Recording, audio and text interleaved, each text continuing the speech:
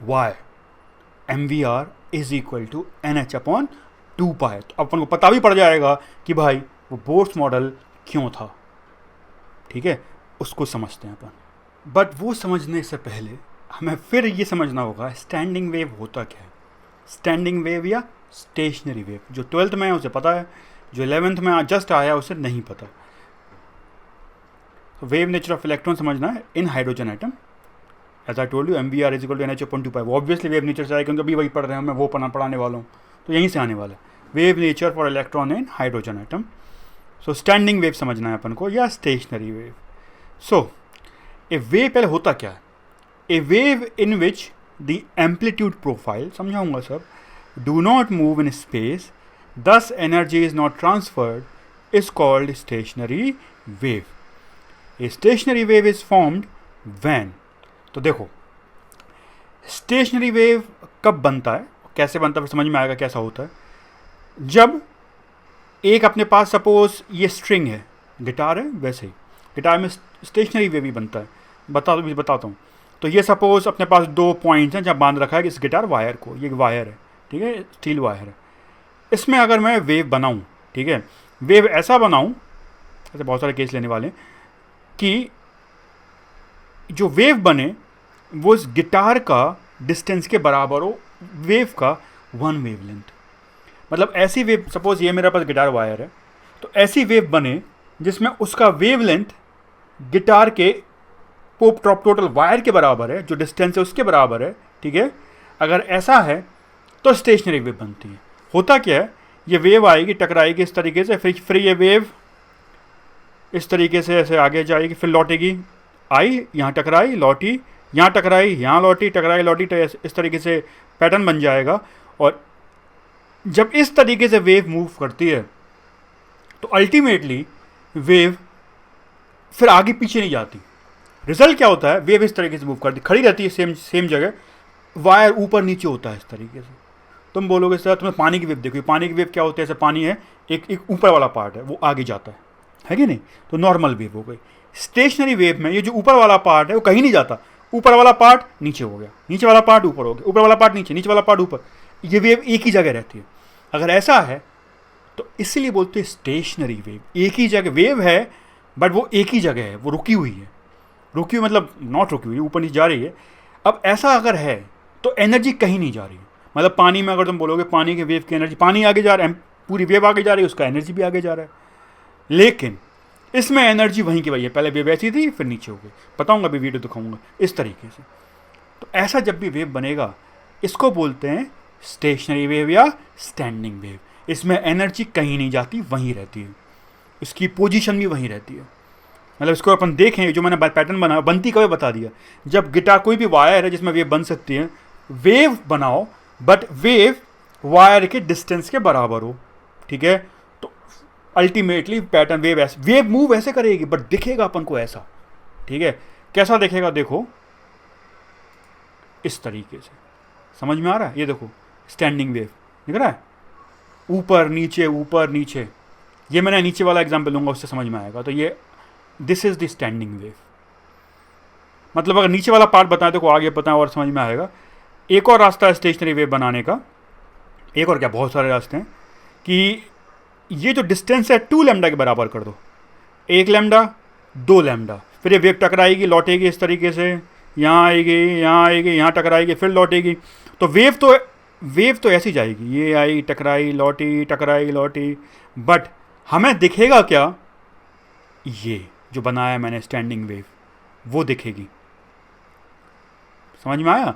सो pattern ये है, wave actually ऐसे मूव कर रही है बट जो नेट रिजल्ट आएगा वो ये दिखेगा। और जब ये दिखेगा इसका मतलब स्टैंडिंग वेव बनी है। कहाँ जा रही है वेव, देखो ना ये कहाँ जा रही है वेव। और गिटार्स में ऐसे ही होता है, जब भी नोट्स वगैरह होता है तो ऐसी वेव बनती है। नेट गूगल पर यूट्यूब पर सर्च मारो standing wave slow motion video of guitar strings, ठीक है, डाल दो, तुम्हारे पास बहुत सी वीडियो देखो। अल्टीमेटली गिटार के वायर भी ऐसे मूव करेंगे जब नोट बनेगा। ठीक है, that is called stationery wave या स्टैंडिंग वेव। ये कब बनाती है, कंडीशन बताई मैंने, समझ में आ रहा है? मतलब जो डिस्टेंस जिसमें वेव ट्रैवल करेगी वो लैम्डा का मल्टीपल होना चाहिए। लैम्डा का मल्टीपल, वहाँ से तुम्हारे दिमाग में आ गया होगा अपन क्या करने वाले हैं। 1 लैम्डा, 2 लैम्डा, 3 लैम्डा भी चलेगा भाई। एल जो है 1 लैम्डा हो गया, 2 लैम्डा हो गया, 3 लैम्डा भी, 4 भी, 5 भी, बस डिस्टेंस लैम्डा का मल्टीपल होना चाहिए। 1 वेवलेंथ, 2 वेवलेंथ, 3 वेवलेंथ, अगर ऐसे बनाओगे टकराएगी, यहाँ भी स्टेशनरी वेव बनेगी। समझ में आ रहा है? सो ये होता है स्टेशनरी वेव। और स्टेशनरी वेव की प्रॉपर्टी मैंने बताई, एनर्जी कहीं नहीं जाती, वहीं रहती है। Is this clear? Because wave भी कहीं नहीं जा रही, वेव भी वहीं है, बट ऊपर नीचे हो रहा है। और कब बनती है? जब जिस डिस्टेंस में ट्रैवल कर रही है वो उसके लैम्डा का मल्टीपल होना चाहिए। That's it, this is stationary wave.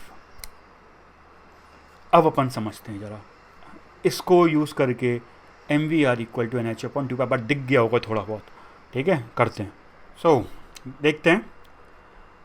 Considering wave nature of electron in hydrogen atom, तो समझ में आ चुका था ऑलरेडी। अपन वेव नेचर पढ़ रहे हैं और अब इलेक्ट्रॉन को अपन पार्टिकल नहीं मान रहे हैं। क्या मान रहे हैं? वेव। तो अगर अपन इलेक्ट्रॉन को वेव मानते हैं, पार्टिकल नहीं मानते, तो देखते हैं क्या होता है। Considering wave nature of electron in hydrogen atom, but electron will reside only where it forms stationary wave या स्टैंडिंग वेव। वाई? क्योंकि वहीं एनर्जी उसकी कहीं नहीं जाएगी, वैसे के वैसा रहेगा। समझ में आ रहा है? सो वो सारी कंडीशन सेटिस्फाई हो रही हैं। इलेक्ट्रॉन को वेव मान लो, और कैसी वेव मानो? जो स्टेशनरी वेव बनाए, है ना? वहीं रहेगा जहां स्टेशनरी वेव बनेगा। और इलेक्ट्रॉन पार्टिकल नहीं है, क्या है इलेक्ट्रॉन? वेव। तो अगर देखो बनाते हैं, ये न्यूक्लियस हो गया, ये फर्स्ट ऑर्बिट बना रहे हैं अपन समझाने, रिलेशन समझाने के लिए। और यहाँ ये मैंने इलेक्ट्रॉन की वेव बना दी। देखो ये इसका, अब मुश्किल से बनेगा ऐसे सर्कल में, तो ये इसका पीक हो गया, ये ऊपर वाला पार्ट, ये नीचे वाला पार्ट। मतलब तुम जो वेव देखोगे, मैंने बनाई थी सिंगल वेव, उसको उठा के मैंने ऐसे बांध दिया।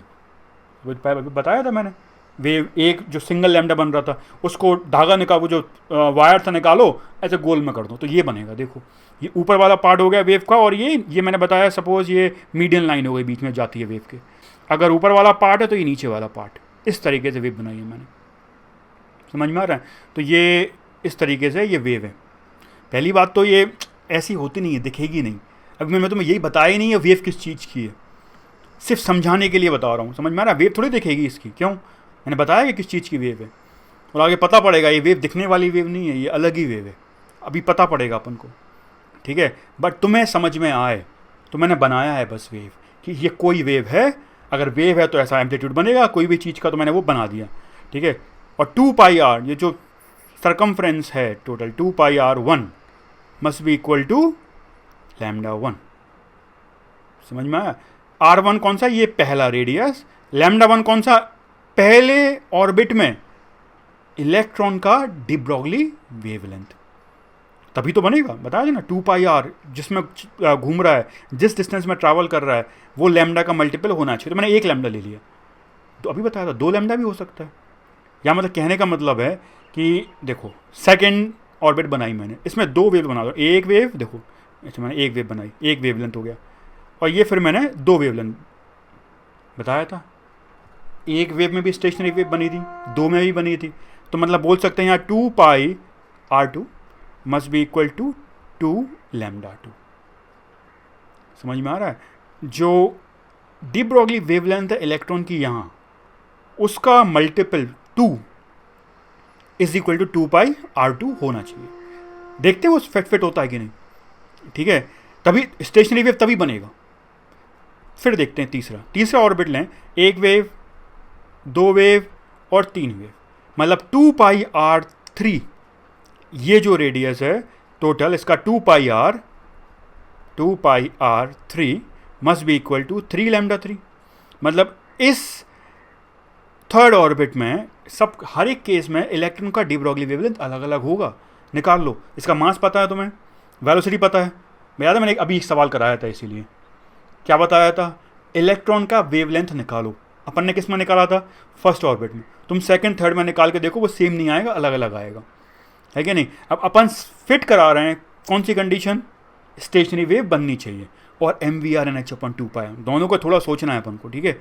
सो 2πr पहले में λ1 था, 2πr सेकेंड वाले में 2λ हो गया, थर्ड वाले में 2πr 3λ हो गया। अच्छा अगर आगे बोलेंगे तो बताओ जनरल क्या बोल सकते हो, 2πr फोर्थ वाले का 4 लैम्डा होगा, फिफ्थ वाले का 2πr फिफ्थ वाले का इज इक्वल टू 5 लैम्डा होगा, और nth जो ऑर्बिट होगी उस nth ऑर्बिट में 2πr उस nth ऑर्बिट का radius must be equal to n times of lambda. देखो electron resides where 2πr is equal to n lambda where lambda is h/mv। Lambda कहाँ से आता है, h/mv से।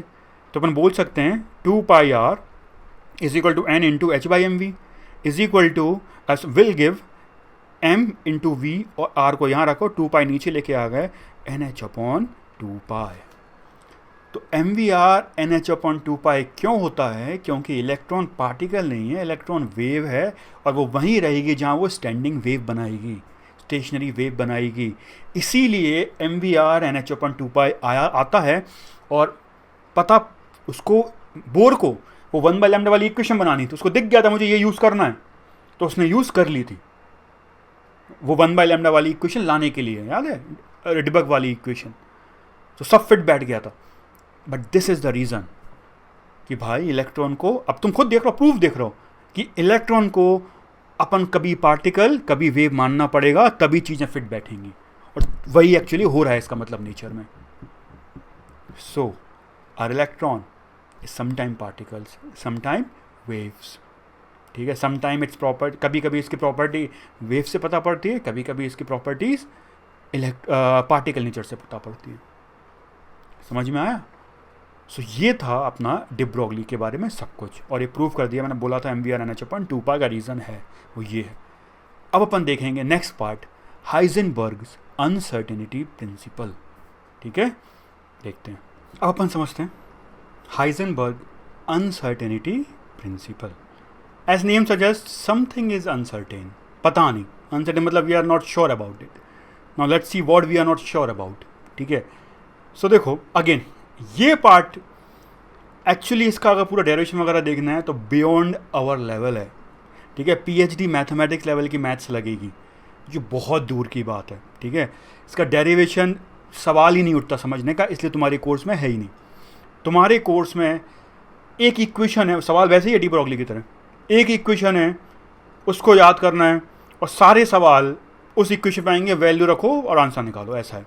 वैल्यू रखो अगला निकालो, एक रखो दूसरा आएगा, ऐसे करना है। क्योंकि इसके ज़्यादा वो पूरी, जब तक तुमने डेरिवेशन नहीं बताया तो बच्चों को क्या पूछ सकते हो एक्स्ट्रा, क्योंकि जब खुद ही नहीं बता रहे हो कि भाई ऐसा क्यों होता है, तो how will you kind of expect बच्चे बताएं कि बताओ ऐसा कर ले तो वैसा क्या होगा, नहीं ना। तो इसलिए एक इक्वेशनों के सवाल करने में बिल्कुल दिक्कत नहीं है, डरना मत, बस वो इक्वेशन है उससे डरना मत। सवाल इसके बहुत सिंपल वगैरह होते हैं एग्जाम्स में, बच्चे डर जाते हैं इक्वेशन देख के, और एग्जाम में बच्चे सवाल नाम सुनते ये क्या था, और फिर उसके बाद फिर वो पता पड़ता है, जब आगे समझ में आता है यार वैल्यू रखना था, आंसर आता है। तो डरो मत, जो मैं बोल रहा हूँ सुनो, सवाल कराऊंगा तुम खुद देखना, सवाल करने में कुछ भी नहीं है, सिर्फ वैल्यू रखना है। अगेन समझने, जहाँ तुम समझना चाहोगे वहाँ दिमाग लगेगा, बट समझना ज़रूरी है अगर तुम फील लेना चाहते हो, वरना इक्वेशन रटो आंसर निकालो उससे। बट समझते हैं अपन, ठीक है। According to Heisenberg, for a small particle like proton, neutron and electron, it is impossible to determine both position and momentum with a certainty. Position पता क्या होता है, ये चीज़ यहाँ है, ये मार्कर यहाँ है, अगर मैंने ये ओरिजिन मान लिया तो मुझे पता है ये मार्कर मेरा यहाँ है, ये पोजीशन होगी। फिर उसका मोमेंटम क्या है, m/v क्या है, ठीक है। वो बोलते इसका मोमेंटम कितना, अभी तो रुका हुआ है देखो, m/v 0, फेंक दूंगा तो मुझे पता है m/v कितना है, समझ में आ रहा है। तो अपन मोमेंटम निकाल सकते हैं, इसकी पोजीशन भी निकाल सकते हैं, बट ऐसा इसलिए क्योंकि ये मार्कर है, बड़ा ऑब्जेक्ट है। हाइजेनबर्ग बोल रहा है अगर छोटे पार्टिकल होते हैं लाइक इलेक्ट्रॉन, प्रोटॉन या न्यूट्रॉन, ये सब एटॉमिक पार्टिकल्स, इनका पोजीशन और मोमेंटम कभी एग्जैक्टली बता ही नहीं सकते। और वो बोलता है अगर तुम पोजीशन अच्छे से निकालना चाहोगे तो मोमेंटम खराब हो जाएगा, मतलब मोमेंटम नहीं बोल पाओगे क्या है। पर अगर तुम बोलोगे मोमेंटम अच्छे से बताऊंगा, मोमेंटम यहाँ से यहाँ तक हो सकता है, ज़्यादा अच्छे से मोमेंटम, तो पता पड़ेगा पोजीशन वो कहीं से भी कहीं हो सकता है। तो मैं वियर्ड लग रहा है ये क्या हो रहा है, ऐसा कैसे हो सकता है भाई, सब एटॉमिक पार्टिकल तुमने देखे कब हैं, है ना। ऐसा ही होता है, जब एक्सपेरिमेंट्स किए और पता पड़ा ऐसी चीज़ें हैं, फिर तुम बोलोगे दिखते क्यों नहीं हैं, क्योंकि चीज़ें एक एटम से नहीं, बहुत एटम से मिलकर बनी। एक एटम तक अपन नॉर्मल चीज़ दिखती नहीं है अपन को, समझ में आया। बट एटॉमिक चीज़ों लेवल पर अगर चीज़ें जाओगे ना तो ऐसा ही होता है। अब देखो इसको समझते हैं अपन ऐसा क्यों, बट उससे पहले अपन इक्वेशन देख लेते हैं, इक्वेशन क्या होती है, ठीक है। उसको मैथमेटिकली देख लेंगे, मैथमेटिकली वो बोलना क्या चाह रहा है, फिर समझने की कोशिश करेंगे, ठीक है। तो देखो, that is if position is more certain then momentum will become uncertain, मैंने बोला, एंड वाइस वर्सा।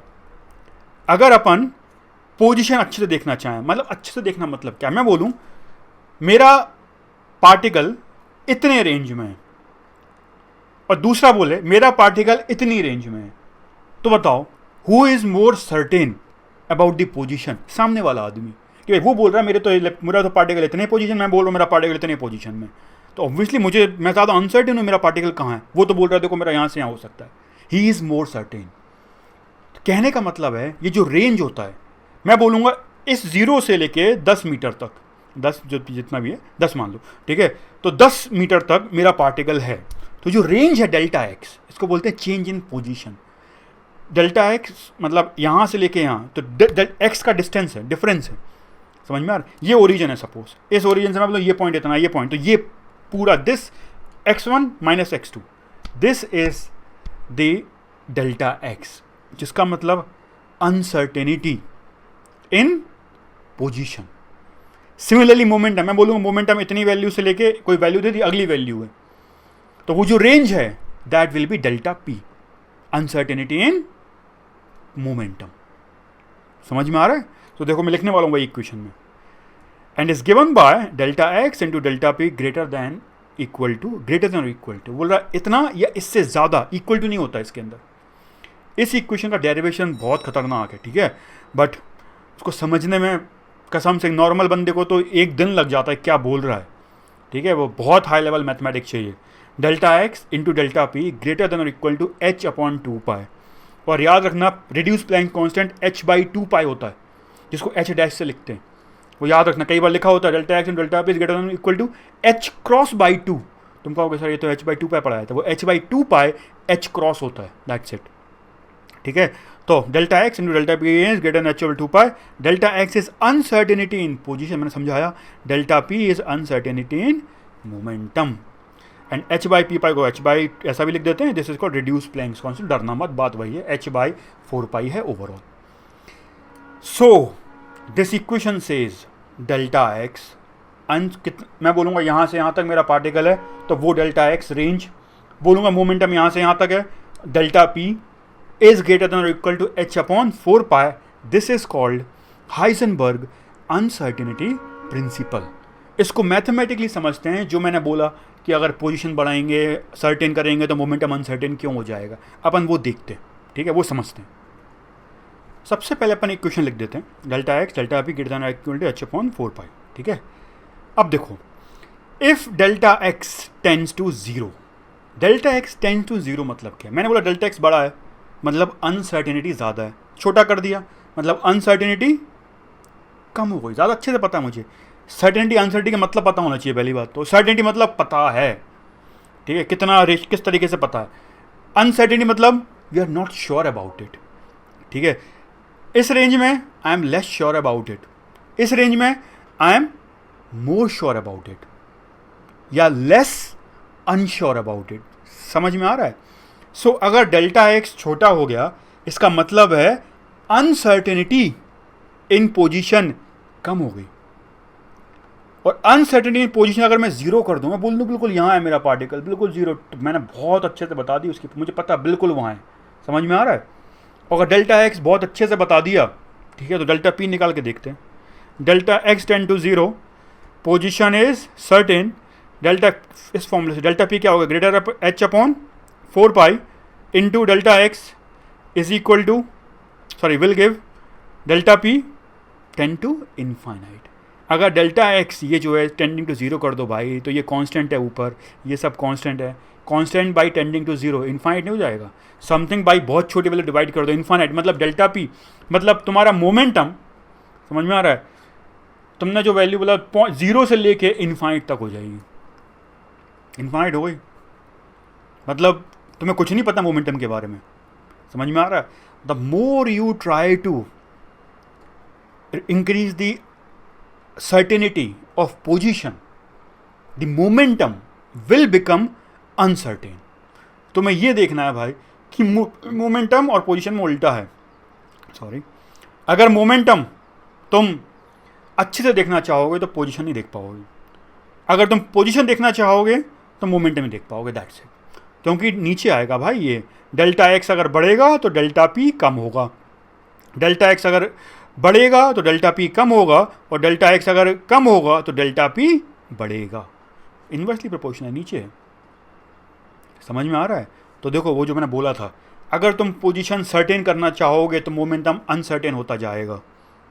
समझ में आ रहा है? तो इसका मतलब है कभी भी दोनों चीज़ें एक साथ नहीं देख सकते अच्छे से। You can see mathematically very well position, good position of electron और anything, electron to subatomic particle, but then you will but तुम फिर नहीं देख पाओगे मोमेंटम क्या है। और अगर तुम मोमेंटम देखना चाहोगे, अच्छे से देख लेते हैं इसका मोमेंटम कितना है, तो फिर पोजीशन नहीं बोल पाओगे कहाँ है, कुछ नहीं बोल पाओगे पोजीशन के बारे में कि पार्टिकल कहाँ है। ऐसा होता है, ये बड़ा वियर्ड लगता है, बट सब एटॉमिक पार्टिकल में ऐसा ही होता है। इसका मैथमेटिकल डेरिवेशन है जो अपन को नहीं देखना है, बट अपन कुछ लॉजिक्स हैं कि ऑब्वियसली ऐसा क्यों होता होगा, वो अपन उससे देखने का ट्राई करेंगे। अपन को ये पता पड़ जाएगा हाँ ऐसा है, बट इक्वेशन नहीं आएगी। ऐसा समझाने से इक्वेशन थोड़ी, इक्वेशन तो मैथ से आती है, पेपर पे करना पड़ता है। समझ में आया? पेपर पे या फिर आजकल स्क्रीन पे करना पड़ेगा इस तरीके से। तो delta x tending to zero, तो delta p tend to infinite, या उसका उल्टा। अगर अपन मोमेंटम में लिया, अगर डेल्टा पी को जीरो कर दें, मतलब मोमेंटम सर्टेन कर दें, तो डेल्टा एक्स क्या हो जाएगा, greater than equal to h upon 4 pi to delta p this will determine delta x infinite, position will become highly uncertain. ठीक है, अब इसको समझते हैं। देखो कैसे it could be understood as are object of measurement, light photon interfere with our observation. ये है एक पार्टिकल जो बनाया है मैंने, ये इसको तुम्हें देखना है या पोजीशन निकालना है। एक बात बताओ, किसी भी चीज़ की पोजीशन निकालना, ऐसे बोलते आँख बंद करके ये पार्टिकल वहाँ होगा, कैसे बोल सकता है कोई? तुम्हें देखना पड़ेगा। अब देखोगे कैसे, है ना? कई मैंने बहुत बच्चों को पढ़ाया है, कई बच्चे बोलते हैं, मतलब बहुत छोटे बच्चे होते हैं जिनको कुछ आइडिया नहीं, बोलते देखते कैसे, आँख में से कुछ निकलता है स्पेशल, वो देखता है और फिर बताता है अपन को, है ना? ऐसे नहीं हो, सबको पता, मतलब जो 11th-12th में पता है, ऐसा नहीं है। कोई भी चीज़ को देखना है तो लाइट तुम्हारी आंखों में आनी चाहिए, उससे टकरा के आएगी, उस पर गिरेगी तब तो, और तुम्हारी आंखों में आएगी तभी तुम्हें दिखेगा। समझ में आया? और अगर लाइट नहीं आ रही है तो नहीं दिखने वाला। सो मैजिकली नहीं होता कि आंख बताती है वो जो चीज़ें वहाँ हैं। अजीब मस्त आंसर आते हैं, बच्चों को पढ़ाओ। सो माई पॉइंट इज, हाँ the point is if you want to see position of something और मोमेंटम, स्पीड कैसे बता दोगे बिना तुम पोजिशन वगैरह निकाले? कैसे बता दोगे मोमेंटम भी? ठीक है, तो पोजीशन मोमेंटम के लिए तुम्हें देखना ही पड़ेगा, तो लाइट उस पर गिरानी ही पड़ेगी। लाइट गिरेगी, तुम्हारी आंखों में आएगी, तब तुम्हें दिखेगा। दैट इज द प्रॉब्लम कि लाइट जो है उससे इंटरफेरेंस कर जाएगी। क्यों उससे इंटरफेरेंस? मतलब इंटरफेरेंस नहीं जो पढ़ाया था अभी, इंटरफेयर कर जाएगी हमारे ऑब्जर्वेशन से। हम जो देखना चाहते हैं, हम देखना चाहते हैं पार्टिकल कहाँ है। देखो ये इलेक्ट्रॉन, इसको मुझे देखना है, ठीक है, मैं देखना चाहता हूँ कहाँ है, तो कैसे देखूंगा मैं? लाइट आएगी, मेरी आंखों में आएगी, मुझे दिखेगा। लेकिन दिक्कत है, अभी बताया लाइट का मोमेंट खुद का मोमेंटम है, तो जब मोमेंटम आएगा, इलेक्ट्रॉन टकराएगा, अपना मोमेंटम चेंज होगा, है कि नहीं? अपना मोमेंटम अगर ट्रांसफर होगा थोड़ा बहुत, अगर मोमेंटम ट्रांसफर हुआ तो ये पार्टिकल अभी यहाँ था, टकरा के स्पीड वगैरह सब चेंज हो गई है। तो जब तक ये मेरी आंखों में आएगा, इसका टाइम बोल देता हूँ कुछ टी, तब तक तो ये कहीं और पहुँच चुका होगा। अब मैं देखूँ तब तक पहुँच रहा है ये पार्टिकल, मुझे लग रहा था यहाँ है बट यहाँ है। बोर्ड पे देखा, देखो मैंने बनाया है। जब तक मेरी आंख में आया, मुझे लग रहा था पार्टिकल यहाँ, मुझे तो पार्टिकल वहीं देखेगा, क्यों? लाइट तो वहीं से आ रही है, बट मेरा पार्टिकल वहाँ होगा ही नहीं, कहीं और पहुँच चुका होगा, क्योंकि लाइट से टकरा गया। तो मेरा जो इंस्ट्रूमेंट है ऑब्जर्वेशन का, वही इंटरफेयर कर रहा है मेरे एक्सपेरिमेंट के साथ। और कोई रास्ता नहीं है भाई देखने का, कोई और रास्ता है क्या? ना, हाँ एक ही चीज़ है, लाइट, जिससे हम देख सकते हैं किसी भी चीज़ की पोजीशन। तो देखोगे कहीं और पहुँच जाएगा। This is delta x, uncertainty in position. तुम्हें पता नहीं कहाँ है, मान लो अपन कैलकुलेट किया, मान लो पता पड़ा यहाँ पहुँच गया, ठीक है, बट तुम्हें क्या पता कहाँ है? तुम्हें तो वहाँ दिख रहा है। तो this will become are uncertainty in position. Similarly momentum में कुछ, अगर मोमेंटम चेंज होगा, तुमने टकराया ना, मोमेंटम आएगा, है ना, मोमेंटम अपना इलेक्ट्रॉन यहाँ से वहाँ ट्रांसफ़र होगा, चीज़ें मोमेंटम का टकराएगा। तो भाई जब ऐसा होगा तो मोमेंटम भी चेंज हो गया ना भाई, तभी तो हुआ ये सब। तो क्योंकि लाइट का मोमेंटम था, इलेक्ट्रॉन से टकराया, मोमेंटम चेंजेस हुए, है कि नहीं, कुछ चेंजेस आएंगे मोमेंटम में, तो तुम्हें पता नहीं क्या क्या मोमेंटम चेंज आएगा। Again you will become uncertain about momentum. तो हमारा object of measurement is interfering with our observation. इसीलिए अपन कभी भी किसी भी छोटे पार्टिकल्स का, और ऐसा क्यों, क्योंकि इलेक्ट्रॉन का मास छोटा है। अब तुम अगर मान लो एक फोटोन डाल दो इस पेन पे, तो पेन को कहीं हिलेगा क्या, वहीं का वहीं रहेगा। क्लियरली साफ साफ दिख रहा है। ये ऑब्जर्वेशन तभी पॉसिबल है जब पार्टिकल बहुत छोटा है। बड़ा पार्टिकल में टकराओगे फोटोन, तो क्या होने वाला है, तो यही है भाई, ना इसका मोमेंटम चेंज होगा, ना इसकी पोजीशन चेंज होगी। तो बड़े बड़े पार्टिकल्स में ऐसा नहीं होता है। मैं खुद ही बोलेगी, ये क्वेश्चन बोलेगी, हाँ भाई बड़े पार्टिकल में ऐसा नहीं होता है। अपन करेंगे, वो सवाल करेंगे, सवाल है सिंपल, लेकिन ये कॉन्सेप्ट समझाने के लिए करेंगे, ठीक है। बट स्मॉल ऑब्जेक्ट, बहुत ही छोटी चीज़ से कोई बहुत ही छोटी चीज़ टकराएगी, ठीक है, तब फर्क पड़ेगा। क्योंकि जब बहुत ही छोटी चीज़ टकराएगी, बहुत छोटी चीज़ें, दोनों छोटे हैं भाई, तो ट्रांसफर होंगे मोमेंटम, मतलब टकराए आँख में, ये कहीं और चला जाएगा। And therefore we can never be sure about position and momentum for small particles. For large particle we can.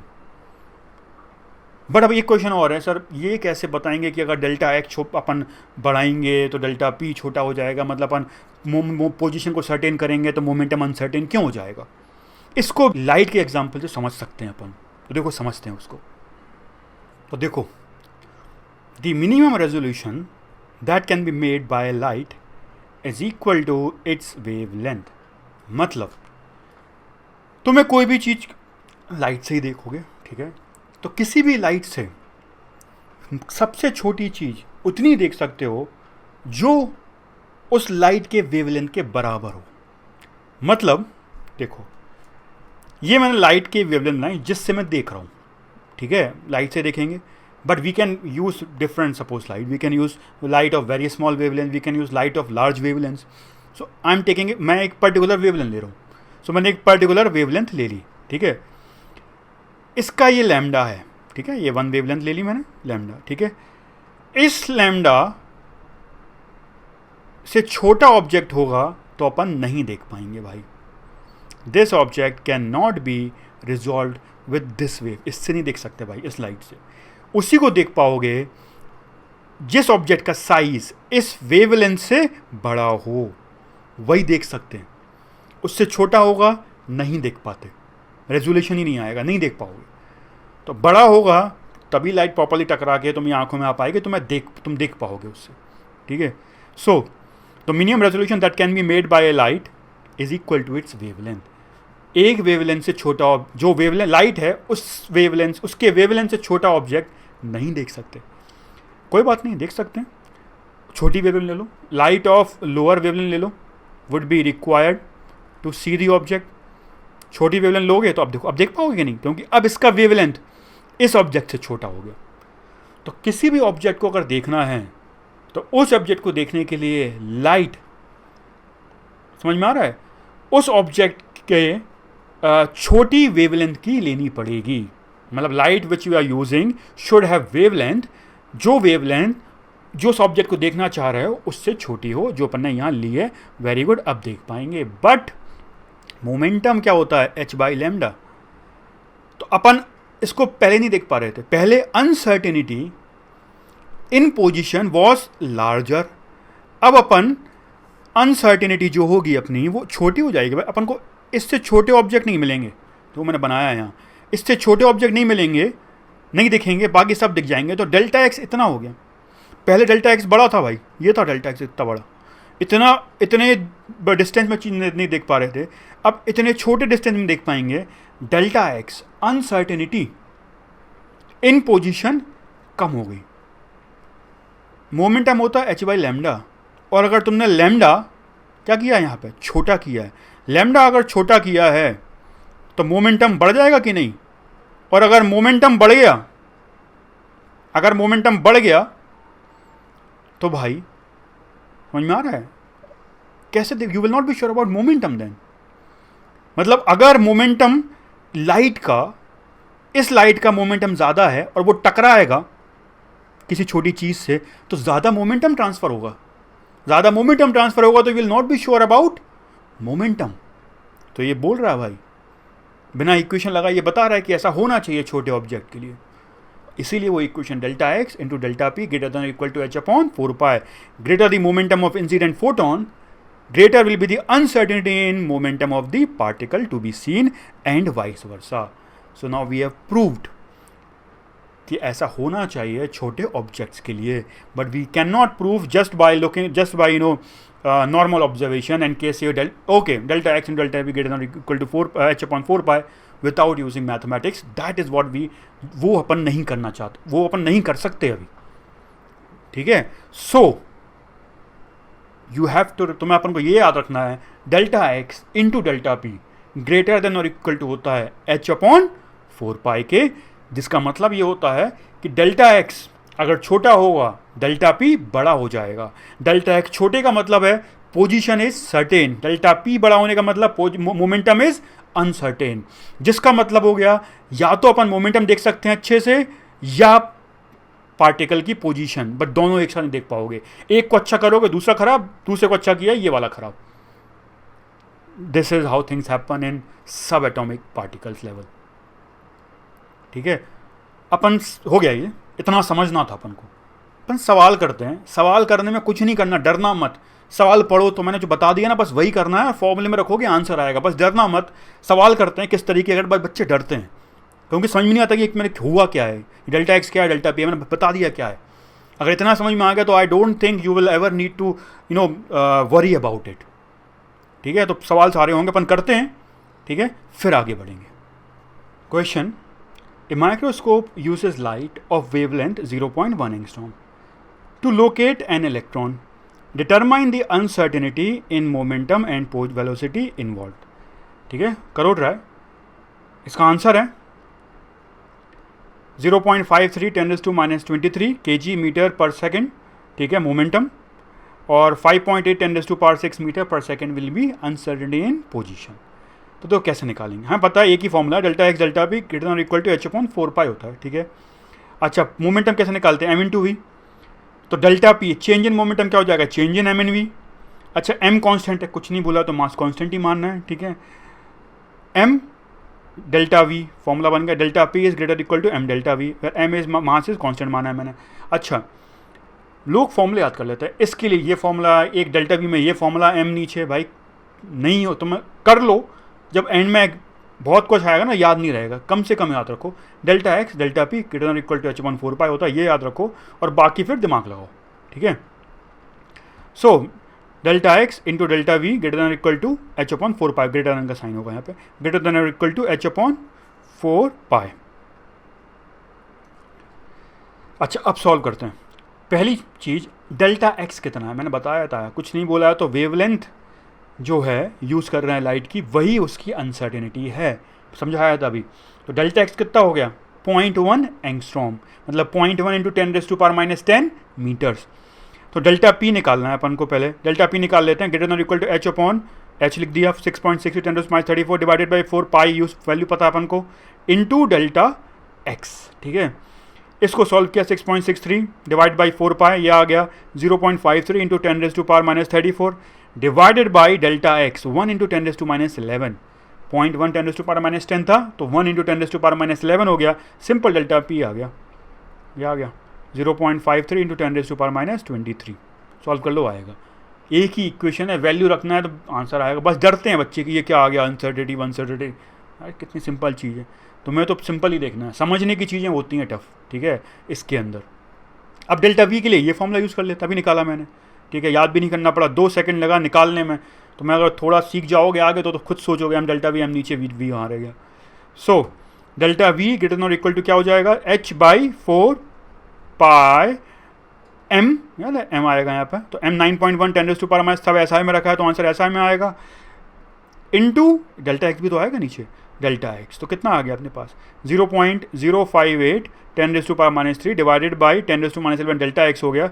Solve कर लो, डेल्टा वी आ गया 0.058 इंटू 10⁻8 5.8 10⁶ मीटर पर सेकेंड बोल सकते हैं भैया ये बहुत बड़ी वैल्यू डेल्टा वी की। मतलब तुमसे कोई बोले कि क्रिकेट बॉल नहीं है यहाँ पर, ठीक है, अपन एग्जाम्पल ले सकते हैं क्रिकेट बॉल समझाने के लिए, ठीक है, कोई भी चीज़ है, क्रिकेट बॉल है, मुझे ये नहीं पता स्पीड या तो 1 हो सकती है भाई, या कितनी हो सकती है, या 1,0,0,0,0,0,0 इसके आसपास हो सकती है, समझिए, मतलब ऑलमोस्ट 10 लाख हो गया, समझ में आ रहा है, 10 लाख, तुम बोलो 50 लाख, 5 भी आगे, तो या तो 1 मीटर पर सेकेंड या 50 लाख मीटर पर सेकेंड। भाई तुम्हें क्या पता है स्पीड के बारे में? I am very uncertain about the speed because I am certain about position 10⁻⁻11। मैं बोल रहा हूँ इतने मुझे पता है इतना डेल्टा एक्स है, इसलिए डेल्टा पी बढ़ गया। बट ये सब होता है छोटे पार्टिकल के लिए, क्योंकि एम यहाँ छोटा, देख रहे कितना छोटा, 10⁻⁻30, इसलिए ऊपर जाके सब उसने बिगाड़ दिया और ये इतना बड़ा वैल्यू आ गई। दिस वॉज द कल्प्रिट मास, ये एम नीचे, ये ना जो एम रखा था अपन ने यहाँ, दिस वॉज द कल्प्रिट।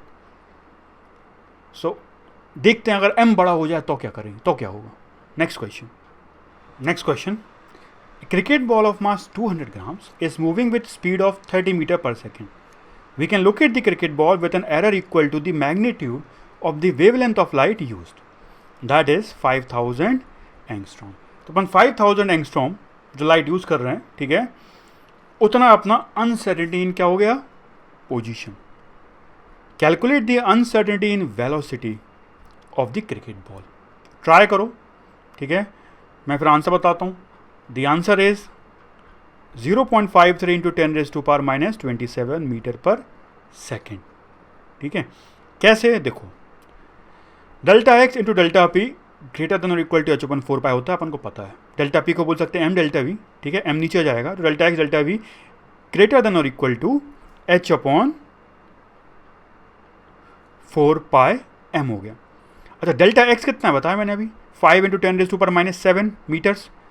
अच्छा, m कितना हो गया, मास 0.2 kg दे रखा है, ठीक है, इसको रख देते हैं इसके अंदर भाई, तो डेल्टा v आ गया, यहाँ रख देते हैं h/4 pi into m 0.2 into delta x, 5 into 10⁻⁻7 कितना आ गया, 0.53 इंटू 10⁻⁻27 मीटर्स पर सेकेंड। स्पीड की बात कर रहा है, मीटर पर सेकेंड। अगर अनसर्टेनिटी की बात करें तो यहाँ स्पीड की कितनी हो सकती है, मैंने कितना बोला था, 30। सो या तो 30 हो सकती है या कितनी हो सकती है पता है, 30 प्लस माइनस, ठीक है, या प्लस की बात करें 30 प्लस 0.0000 कितने 0, 27,053। या तो स्पीड 30 है या 30.27,053 है, क्या अंतर है। इस बार ऐसा क्यों हुआ, क्योंकि देखो ये एम काफ़ी बड़ा है, रिलेटिवली बड़ा है इलेक्ट्रॉन के कंपैरिजन में। ऐसे में डेल्टा वी क्या आ रहा है, बहुत छोटा आ रहा है, बहुत छोटा, इतना छोटा है कि फ़र्क ही नहीं पड़ता। इसीलिए कभी नॉर्मल लाइफ में ये सब दिक्कत नहीं आती, क्योंकि मासिव हैं चीज़ें relative two electrons and protons. और इस फॉर्मूले के हिसाब से ऐसे केसेस में अनसर्टेनिटी एंड पोजीशन मोमेंटम का कोई पॉइंट नहीं है। We are certain about both. समझ में आ रहा है, क्योंकि ये m यहाँ पर रिलेटिवली बड़ा है। सो अपन बोल सकते हैं note very small uncertainty for massive object, जो मैंने बोला कि अनसर्टेनिटी बहुत छोटी होती है, कितनी छोटी है तो कोई फ़र्क नहीं पड़ता। तो ये सब जो है छोटे पार्टिकल के लिए एप्लीकेबल है, बड़े में फ़र्क नहीं पड़ता, ये अपन को ध्यान रखना है। तो हम बोल सकते हैं uncertainty principle becomes appreciable only for very small particle. तो छोटे पार्टिकल में ही इसको अप्रिशिएट कर सकते हैं, it can be appreciated and we can use that, और else it do not have any meaning for large particles in a daily life. सो इसलिए तुमने छोटे में नहीं पढ़ा था कि तुम बता दिया बेटा हाइजेनबर्ग अनसर्टेनिटी सब जगह है, ऐसा कुछ नहीं है, क्योंकि छोटे पार्टिकल जब देखोगे तब पता पड़ता है कि ऐसा होता है। अब इस पर अगर लाइट टकराएगी तो क्या फर्क पड़ेगा, ऐसे इतना मासिव है लाइट के हिसाब से, लाइट के मोमेंटम, फोटोन के मोमेंटम के हिसाब से, ठीक है। So this simple Heisenberg uncertainty principal. तो डरना नहीं होता है, चीज़ें बड़ी सिंपल होती हैं, ठीक है। सो ये सिंपल है, हमारे कोर्स में सिंपल है, सवाल ऐसे आएंगे, इसके सिवा कुछ नहीं आ सकता, ठीक है। तो यही करना है, that's it. This is Heisenberg uncertainty principal. तो ये हो गया, बट कोर्स के हिसाब से हो गया। अगर तुम्हें सिर्फ मतलब तुम्हें एक्स्ट्रा कुछ नहीं देखना, ठीक है, हमें तो नहीं देखना सर, तो फिर तुम रुक सकते हो यहाँ। बट मैंने भी बताया था we still remain equation that ये वेवलेंथ, मैंने बताया था ना वेवलेंथ ऑफ पार्टिकल्स। भाई ये क्या वेव है, कौन सी वेव है, ये कैसी वेव है? अपन को ये पता पड़ेगा पार्टिकल की वेव होती है, वही बात कर रहे हैं वेव है। भाई ये कैसी वेव है, कहाँ का वेव है, क्या है? इसके बड़े इंपॉर्टेंट ऑब्जर्वेशन, मतलब बहुत इंटरेस्टिंग, मतलब मुझे तो बहुत इंटरेस्टिंग लगता है, ठीक है। वो इंटरेस्टिंग ऑब्जर्वेशन अपन देखेंगे, क्योंकि आगे वाला जो पार्ट आने वाला है, ठीक है, which is the big boss of all the topic in atomic structure, Schrodinger wave equation, ठीक है, नाम ये समथिंग एक्साइटिंग है, उससे थोड़ा रिलेटेड है, ठीक है। तो ज़्यादा अच्छे से जम कर पाएंगे उसमें अगर अपन आगे वाला पार्ट पढ़ लें, तो अपन पढ़ेंगे। But those who do not want to go into depth, please you can move on to next video, but I will suggest, ठीक है। साइंस मेरे वीडियो आई थिंक अगर देख रहे हो तो तब देखो, ज़्यादा अच्छा है जब तुम्हें साइंस में इंटरेस्ट है और तुम सीखना चाहते हो science, rather than just for exams. सो अपन आगे देखेंगे। मैंने वो डबल स्लिट दिया था एक्सपेरिमेंट ऑफ पार्टिकल, जरा उसको थोड़ा सा और एक्सटेंड करते हैं, थोड़ा और आगे बढ़ते हैं, देखते हैं क्या होता है।